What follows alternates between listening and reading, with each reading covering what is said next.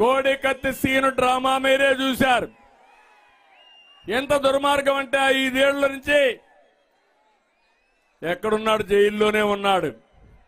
అదే వీళ్ళ బాబాయ్ చంపిన వ్యక్తి రోడ్డు మీద తిరిగే పరిస్థితికి వచ్చాడు. అంటే దీన్ని బట్టే మీకు అర్థమవుతుంది ఎలాంటి వ్యక్తి ముఖ్యమంత్రి అని. నేను ఒకటే మీ అందరినీ, ఈ ప్రాంతవాసులందరినీ కోరుతున్నా, ఈరోజు మనందరం ఇక్కడ సమావేశమయ్యాం. ఒక నిర్దిష్టమైన కార్యక్రమం కోసం ఆలోచిస్తున్నాం.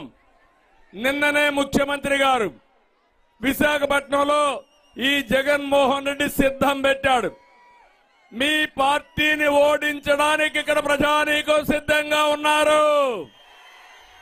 సిద్ధమా తమ్ముళ్ళు అని మిమ్మల్ని అడుగుతున్నా. యువత, ఏం తమ్ముళ్ళు మీకు ఉద్యోగాలు వచ్చాయని మిమ్మల్ని అడుగుతున్నా. జాబ్ క్యాలెండర్ వచ్చిందా అని మిమ్మల్ని అడుగుతున్నా. డిఎస్సి పెట్టారా అని మిమ్మల్ని అడుగుతున్నా. ఈ యొక్క పార్టీని, వైఎస్ఆర్ కాంగ్రెస్ పార్టీని ఓడించడానికి మీరు సిద్ధంగా ఉన్నారా లేదా అని మా యువతను కోరుతున్నా. నేను ఒకే ఒక మాట చెప్తున్నా మా తమ్ముళ్ళకి, తమ్ముళ్ళు జాబు రావాలంటే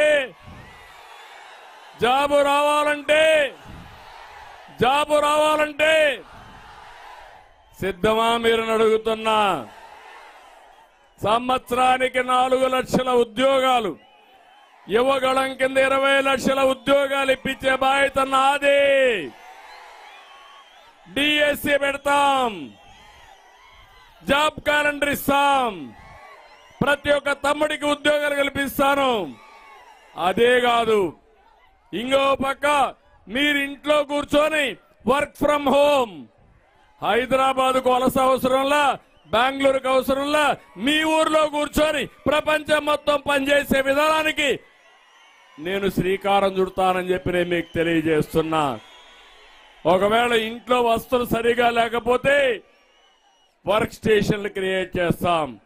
మీకు ఉద్యోగం వచ్చే వరకు మీ అందరికీ నెలకు 3,000 రూపాయలు ఇచ్చి అమ్మా నాన్న పైన ఆధారపడకుండా ఒక అన్నగా నేను గౌరవిస్తారని మా యువత అందరికీ హామీ ఇస్తున్నా.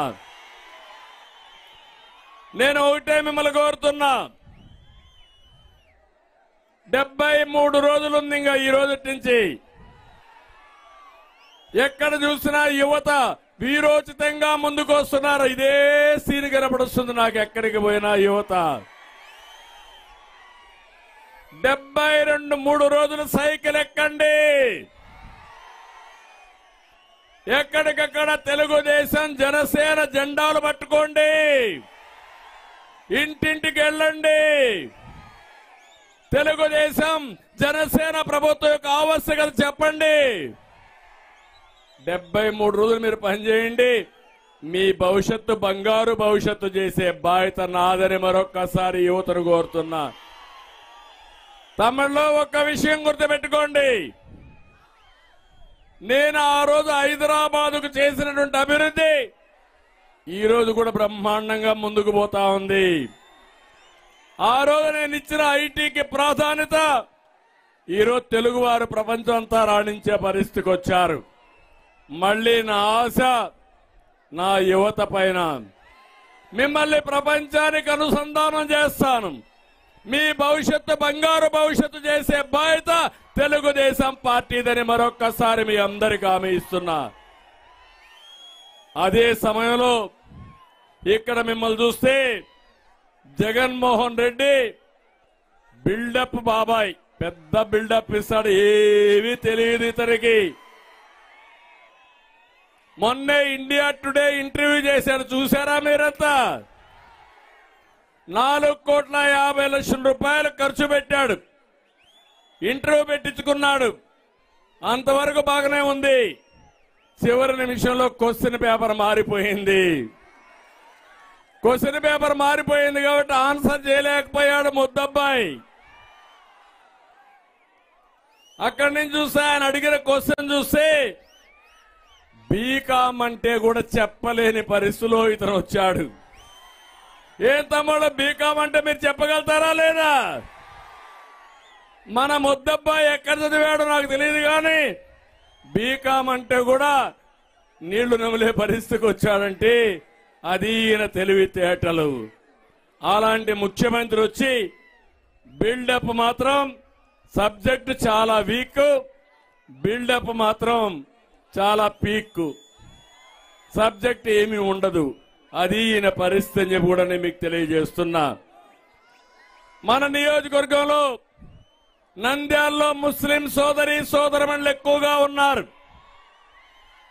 మీకేమైనా ప్రోగ్రాం ఇచ్చాడా అంటున్నా మీ ముఖ్యమంత్రి. సాక్షి టీవీకి, సాక్షి పేపర్కి 1000 కోట్ల రూపాయలు ఇచ్చిన ఈ ముఖ్యమంత్రి మైనారిటీలకు ముఖ్యమైన ప్రోగ్రాముల్ని రంజాన్ తోఫా గాని, అదే మరిగా దుకాన్ మకాన్ గాని, దుల్హాన్ గాని అన్ని రద్దు చేసే పరిస్థితికి వచ్చాడు. అంటే మైనారిటీల్ని నిర్లక్ష్యం చేసే పరిస్థితికి వచ్చాడు.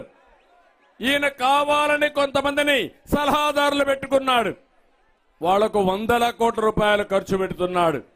కానీ పేద ముస్లింలకు మాత్రం ఓటు బ్యాంక్ గా చూశాడు తప్ప ఎవరికి ఏం చేసే పరిస్థితిలో లేడు.